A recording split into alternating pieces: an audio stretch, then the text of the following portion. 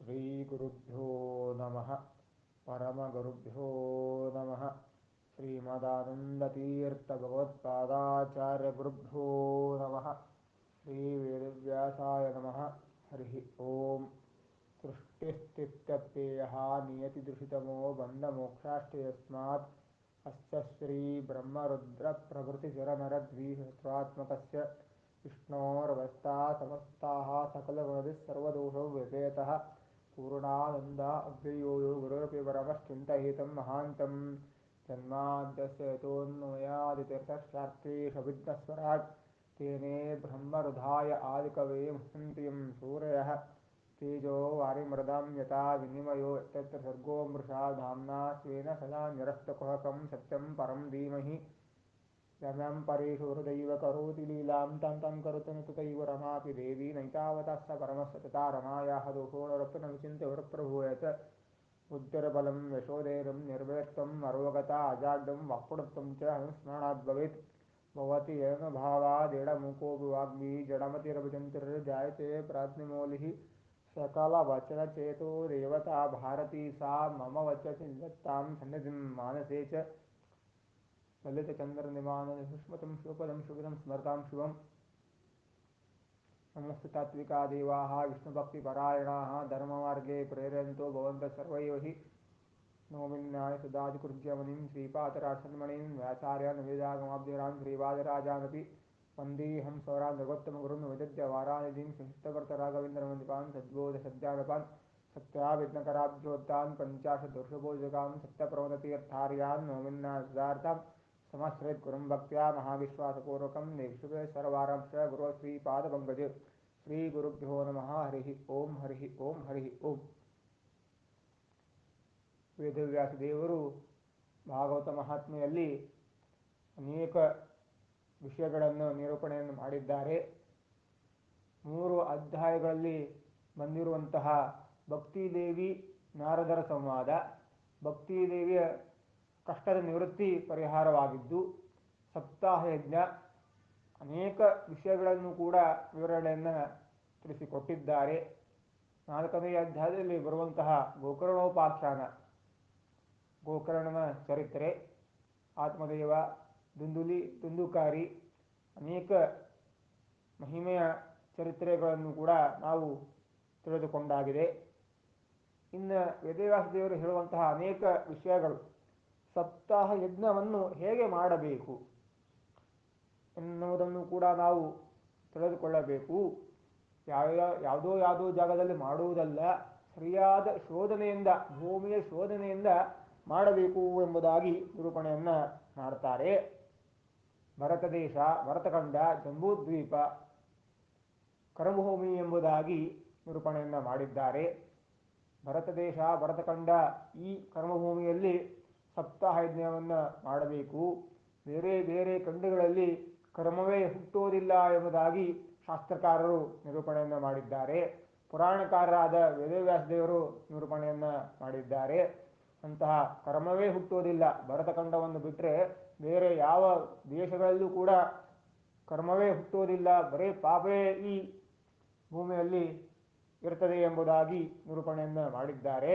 ಅಂತಹ ಭರತಖಂಡ, ಭರತ ದೇಶ, ಜಂಬೂದ್ವೀಪ, ಆರ್ಯಾವರ್ತ, ದಂಡಕಾರಣ್ಯ, ಕೇದಾರಖಂಡ, ಚಿತ್ರಕೂಟ ಪರ್ವತ ಇತ್ಯಾದಿ ನಮ್ಮ ಭರತಖಂಡದಲ್ಲಿ ವಿಶೇಷವಾಗಿ ಪುಣ್ಯಕ್ಷೇತ್ರಗಳ ಮಹಿಮೆಯ ಬಗ್ಗೆ ನಿರೂಪಣೆಯನ್ನು ಮಾಡಿ ಸಪ್ತಾಹದ ಬಗ್ಗೆ ವಿವರಣೆಯನ್ನು ಮಾಡ್ತಾ ಇದ್ದಾರೆ. ದೇಶೇ ದೇಶೇ ವಿರಕ್ತಾಗಿ ವೈಷ್ಣವ ಕೀರ್ತ ನೋತ್ಸಕಃ ಅಂತ ಈ ರೀತಿಯಾಗಿ ಹೇಳ್ತಾ ಇದ್ದಾನೆ. ದೇಶೇ ದೇಶೇ ಅಂದರೆ ಯಾವ್ಯಾವ ದೇಶಗಳು ಅಂತಂದರೆ ಭರತಖಂಡ, ಭರತ ದೇಶದಲ್ಲಿ ಬರುವಂತಹ ಅನೇಕ ತೀರ್ಥಕ್ಷೇತ್ರಗಳಿವೆ, ನದಿಗಳು ಹರಿತವೆ. ಅಂತಹ ಶ್ರೇಷ್ಠವಾಗಿರುವಂತಹ ನದಿ ತೀರಗಳಲ್ಲಿ ಶ್ರೇಷ್ಠವಾಗಿ ಸಪ್ತಾಹ ಯಜ್ಞವನ್ನು ಮಾಡಬೇಕು. ಶ್ರೀಮದ್ ಭಾಗವತದ ನಿಷ್ಕಾಮ ಭಕ್ತಿಯಿಂದ ನಾವು ಶ್ರವಣವನ್ನು ಮಾಡಬೇಕು. ಪುರಾಣಗಳ ರಾಜ ಗಂಗಾ ತೀರದಲ್ಲಿ ಪರೀಕ್ಷಿತ್ ಮಹಾರಾಜ 7 ದಿವಸ ತನಕ ತಾನು ಉಪದೇಶವನ್ನು ಮಾಡಿಸಿಕೊಂಡ ಎಂಬುದಾಗಿ ಹೇಳ್ತಾರೆ. ಶುಕಾಚಾರ್ಯರ ಮುಖಾಂತರವಾಗಿ ಭಾಗವತದ ಅಮೃತ ಪೀಯೂಷವನ್ನು ಪಾನವನ್ನು ಮಾಡಿದ ಎಂಬುದಾಗಿ ಹೇಳ್ತಾರೆ. ಗಂಗಾ ತೀರ ಎಲ್ಲಕ್ಕಿಂತ ಶ್ರೇಷ್ಠ ನದಿ ಗಂಗಾ ನದಿ, ಎಲ್ಲಕ್ಕಿಂತ ಶ್ರೇಷ್ಠ ತೀರ್ಥ ಸ್ವಾಮಿಷ್ಕರಣಿ ತೀರ ಎಂಬುದಾಗಿ ಹೇಳ್ತಾರೆ. ಅಂತಹ ಶ್ರೇಷ್ಠವಾಗಿರುವಂತಹ ಈ ಅನೇಕ ತೀರ್ಥಕ್ಷೇತ್ರಗಳು, ಭೂ ವೈಕುಂಠವೇ ಆಗಿರುವಂತಹ ಇಡೀ ಬದರಿ ಕ್ಷೇತ್ರ, ಅನೇಕ ಕ್ಷೇತ್ರಗಳು, ಅಯೋಧ್ಯ, ತಿರುಪತಿ ಇತ್ಯಾದಿಯಾಗಿ ನಾವು ಸ್ಮರಣೆಯನ್ನು ಮಾಡಬೇಕು. ಯಜ್ಞದ ಶೋಧನೆಯನ್ನು ಕೂಡ ಮಾಡಬೇಕು ಎಂಬುದಾಗಿ ಹೇಳ್ತಾರೆ. ಅಷ್ಟೇ ಅಲ್ಲ, ಬಂಧು ಬಾಂಧವರನ್ನು ಕರೆಸಿಕೊಳ್ಳಬೇಕಂತ.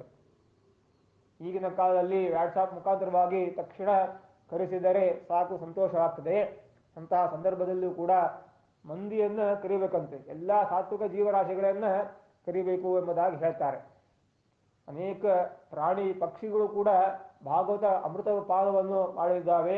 ದೃಷ್ಟಾಂತವು ಕೂಡ ಭಾಗವತದಲ್ಲಿ ಬರ್ತದೆ ಎಂಬುದಾಗಿ ಹೇಳ್ತಾರೆ. ಅಂತ ಶ್ರೇಷ್ಠವಾಗಿರುವಂತಹ ಶ್ರೀಮದ್ ಭಾಗವತ ಪುರಾಣಗಳ ರಾಜ ಎಂಬುದಾಗಿ ಹೇಳಿದ್ದಾರೆ. ಅಂತ ಪುರಾಣಗಳ ರಾಜ ಶ್ರೀಮದ್ ಭಾಗವತ. ಶ್ರೀಮದ್ ಭಾಗವತ ಪೀಯೂಷ ಅಂತ ಇರ್ತವೆ. ಪೀಯೂಷ ಎನ್ನುವ ಶಬ್ದಕ್ಕೆ ಅಮೃತ ಅಂತ ಅರ್ಥ. ಶ್ರೀಮದ್ ಭಾಗವತ ಪಾನವನ್ನು ಶ್ರವಣವನ್ನು ಯಾರು ಮಾಡ್ತಾರೋ ಮೋಕ್ಷದ ಮಾರ್ಗದಲ್ಲಿ ಹೊಂದುತ್ತಾರೆ ಎಂಬುದಾಗಿ ಹೇಳ್ತಾರೆ. ಮೋಕ್ಷದ ಮಾರ್ಗವನ್ನು ಹೊಂದುವ 6 ತಿಂಗಳು ಹೇಗಿರ್ತದೆ ಅನ್ನೋದನ್ನು ನಾವು ತಿಳಿಸಬಹುದು. ಆಷಾಢ ಮಾಸ, ಶ್ರಾವಣ ಮಾಸ, ಭಾದ್ರಪದ ಮಾಸ, ಆಶ್ವೀಜ ಮಾಸ ಇತ್ಯಾದಿ, ಕಾರ್ತಿಕ ಮಾಸ ಇತ್ಯಾದಿಯಾಗಿ ಮೋಕ್ಷವನ್ನು ಕೊಡುವಂತಹ ಈ 6 ಮಾಸಗಳಲ್ಲಿ ನಾವು ಸ್ಮರಣೆಯನ್ನು ಮಾಡಬೇಕು. ಜೊತೆಗೆ ಸಪ್ತಾಹವನ್ನು ಕೂಡ ಮಾಡಬೇಕು ಎಂಬುದಾಗಿ ಹೇಳ್ತಾರೆ.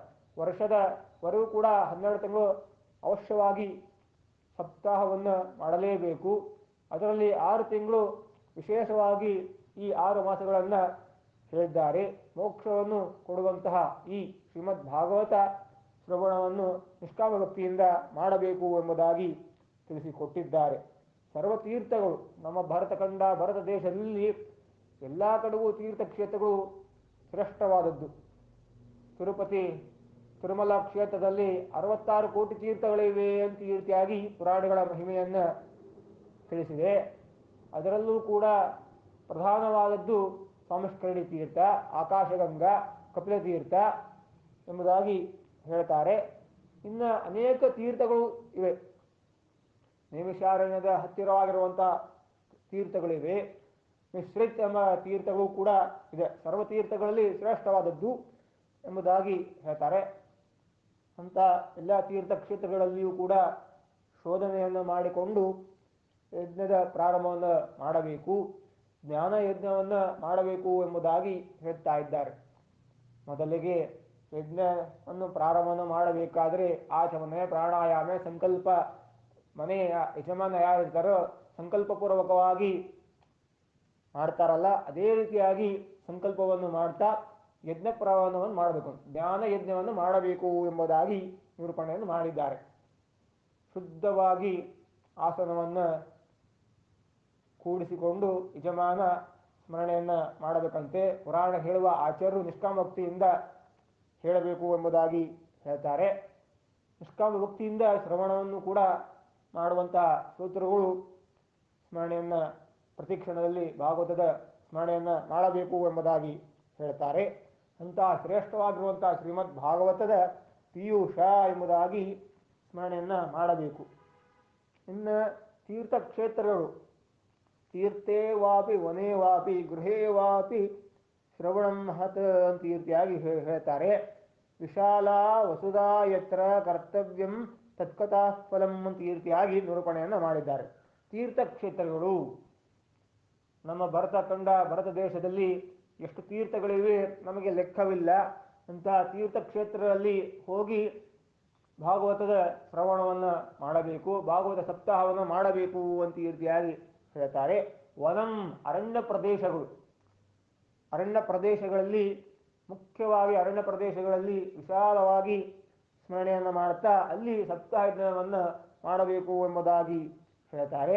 ಗೃಹದಲ್ಲಿ, ಮನೆಗಳಲ್ಲಿ, ಅವರವರ ಮನೆಗಳಲ್ಲಿಯೂ ಕೂಡ ಶ್ರೇಷ್ಠವಾಗಿರುವಂತಹ ಈ ಶ್ರೀಮದ್ ಭಾಗವತ ಸಪ್ತಾಹವನ್ನು ಮಾಡಬೇಕು ಎಂಬುದಾಗಿ ಹೇಳ್ತಾರೆ.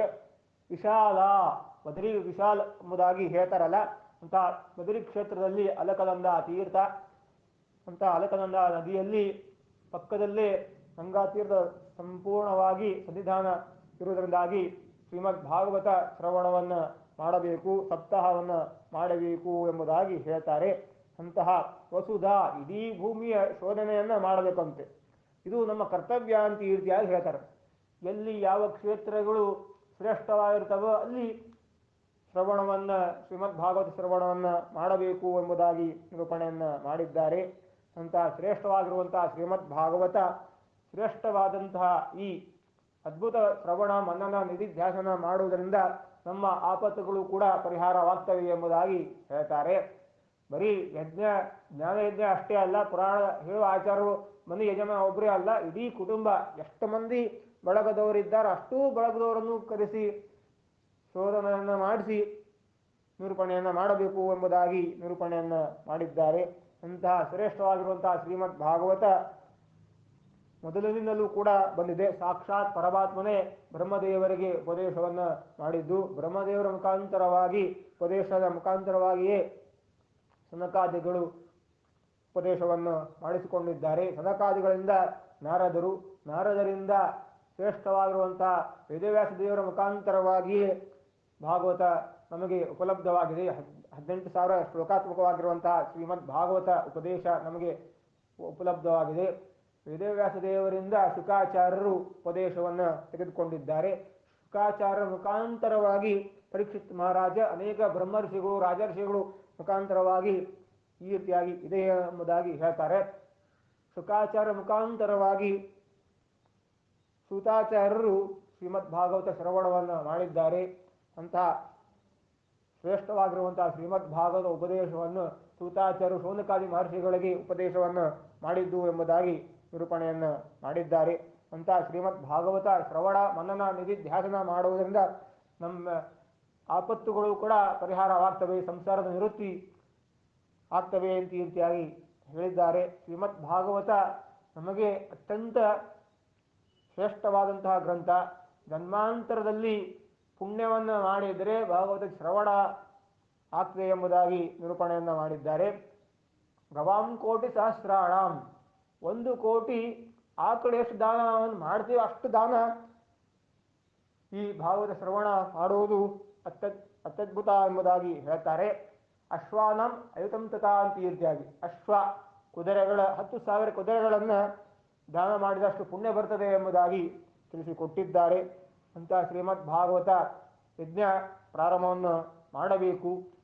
ಸನಕಾದಿಗಳು ಬದರಿ ಕ್ಷೇತ್ರದಲ್ಲಿ ಮಾಡಿದ್ದಾರೆ ಎಂಬುದಾಗಿ ಹೇಳ್ತಾರೆ. ಸನಕಾದಿಗಳ ಮುಖಾಂತರವಾಗಿ ನಾರದರಿಗೆ ಬಹಳ ಸಂತೋಷವಾಗಿದೆ. ಅಂತಹ ಈ ಯಜ್ಞ ಮಾಡುವುದರಿಂದ ನಮಗೂ ನಿಮಗೂ ಒಳ್ಳೆಯದಾಗಲಿ ಎಂಬುದಾಗಿ ತಿಳಿಸ್ತಾ ಶ್ರೀಕೃಷ್ಣಾರ್ಪಣಮಸ್ತು.